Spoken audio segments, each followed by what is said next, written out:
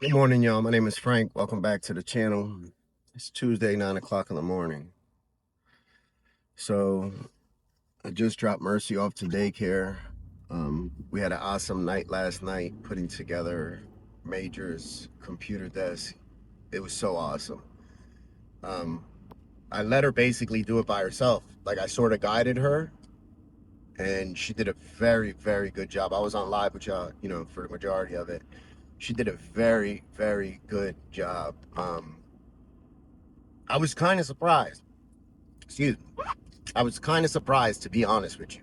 She did Mercy's very, very intelligent. Anybody that see her or speak with her, interact with her, you could tell that very quick. But that's different. That's like this dexterity and, that's different type of skills that you're using there. And she got them. She knew exactly how to use the Allen wrenches, exactly how to use the screwdrivers. And I want to say that's like maybe her first or second time ever using those type of tools, and she knew exactly what to do. So that was like super, super proud dad moment. Then of course we got to do it together, right? So I started doing Major's room. So I had Major Sunday night into Monday, right? That whole night we did, and yesterday during the day, before I dropped him off, we redid Mercy's room. He helped me do it. I like to do this stuff with my children, so we have those memories, right? So he helped me do it. We hooked up the whole room. Major was so happy. He was like, we got to make it the best for Mercy. We got to make it the best. He was hyped to make her bedroom the best we could make it for her. So we did it. I dropped him off, and I said, okay, now that he's gone, I'll start working on Mercy's room I'll start working on Major's room with Mercy. So listen, when we start working on Major's desk, Mercy thought it was her bed, right? So we had bought her a bed a while ago, and just because everything going on, we never got a chance to get it situated, right? We just never got a chance to get it situated. So her bed, she knew, her bed has been sitting around for a couple months. So she said, Dad, I want to do my bed. I want to do my bed. And she started crying. She's like, Dad, I want to do my bed, not knowing her bed is already done. So I can't tell her, yeah, let's do it. So I have to try to buy time, right? I try to distract her. That shit ain't working. She's too smart for that. So I say, all right, I'm going to get on Amazon right now. I have to order a certain tool so we could put your bed together, okay? And then after a while, I had to like sit her down and explain to her, Mommy, Daddy has never, ever let you down, have I? I said, when has Daddy ever told you he was going to do something and didn't do it? I said, never, right? Never, never, never.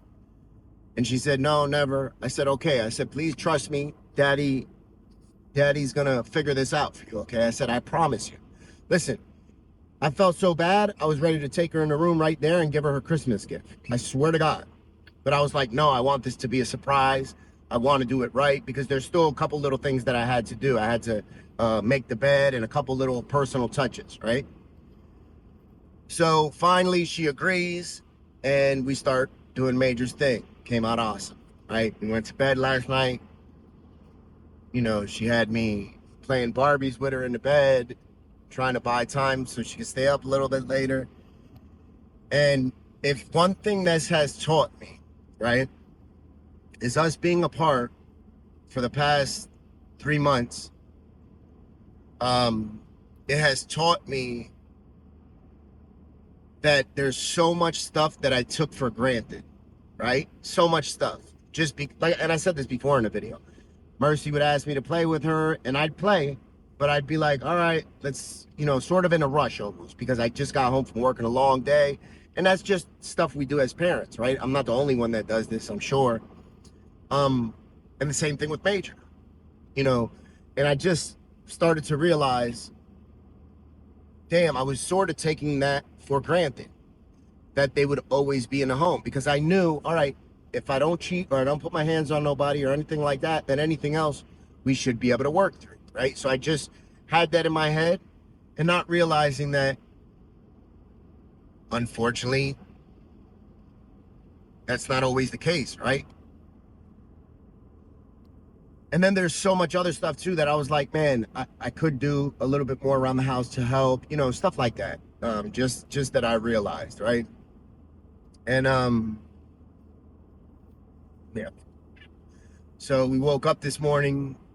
I showed her, we have the Elf on the Shelf 6. So I put some flour out and made a snow angel with him and left her a note. She was trying to, she's seen her stocking hanging, right? And we have stockings. I have Mayan, I have Maritza's, I have Major's, and I have Mercy's. So when she came in, she instantly seen that there was stuff in it because I started putting stuff in them yesterday. And then she asked me, she said, Daddy, how come yours don't have nothing in it? And I said, well, that's all right. I said, Daddy doesn't need nothing. I said, that's okay. And she said, no, but you're supposed to have something in there, Daddy. And it is sort of hurt a little bit, but I don't, as long as my kids are all right, I could care less if my stocking is empty, if I have no trees no presents under the Christmas tree. I don't care about that. And so she's feeling her stocking, right? And she wants to put her hand. I said, don't put your hand in there. If you do, Santa Claus is going to find out. 6 is going to tell him. So I left a note for her and I said, Mercy, this is 6. I see you've been a very good girl this year, but I seen you put your hand in your stocking. So when I read the note to her, she said, no, Dad, I didn't put my hand in my stocking. I said, oh, no, my fault. I said, let me keep on reading. It said, I felt you wanted to put your hand in your stocking, but you didn't, so you just touched the outside. And then, she's like, okay, yeah, I didn't, 6. I didn't. She's really into this Elf on the Shelf and believes that 6 is the connection to Santa. So what she does when she wants to give 6 a kiss, she'll get a big spoon and she'll kiss the spoon and then she'll touch 6 with the spoon because she knows if she touches 6, he's going to lose his powers. So we go outside and it snowed last night. So she has this thing. Every time it snows, she's got to throw snowballs at me, right? Yeah. Awesome for me. So we go out. I let her throw a snowball at me. So then I go and I grind some snow up to hit her back with a snowball. I go in the house. She's gone. I spent about 5 minutes looking through every room in the house. I went to the garage. I went back to my truck. I walked around the house. She was hiding. Usually we know where our kids are. They have 1 or 2 hiding spots. Listen, I started panicking. I was ready to call Rachel and say, yo, I lost my daughter. Or I lost our daughter, and I was like, I can't do that. I said, she has to be here. But I was like, man, did she walk around the block? Did she, and where we live is outside of town. So I was like, no. So I'm looking in the snow for her little boots. And then after about 5 minutes, and I'm telling you, I'm panicking. You can tell my voice changed and I'm panicking because all I'm thinking is, oh my God, somebody kidnapped my daughter the day before Christmas. And then I hear her voice, like disguised though. Ah, Daddy. And I was like, oh, you little motherfucker, But I was so happy at the same time. I said, Mercy, you have to understand that if Daddy tells you, okay, this is it. Because I said that, Mercy, please stop. I'm getting scared now. She got her shit off. She was probably happy and probably like, yeah, ha, ha, ha, ha, ha, And then, yeah. I just dropped her off to daycare and I told them, I said, yo, put her on timeout, please. I said, this girl just gave me a heart attack. So, man, I'm not looking forward to tonight, right? I got to come home. I got to finish wrapping all the gifts. Then I got to finish doing Major's room. And I have this date set in my head. And I told Rachel, I said, look, please, if this date comes and passes, I'm gonna mentally view you differently. And I don't want that. Right? I don't want that.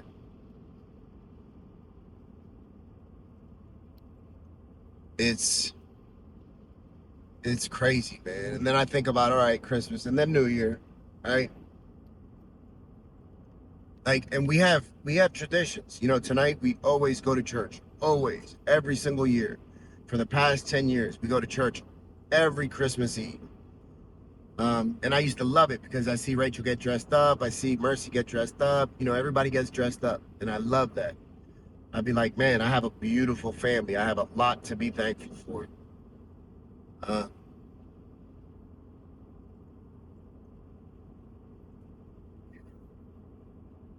and I still have a lot to be thankful for.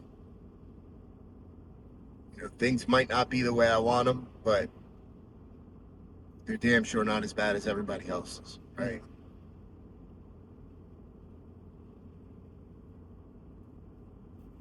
I think that's the way I have to look at it, right? I have to be optimistic and just understand that I might not have my family, but they're healthy, they're alive, all of them.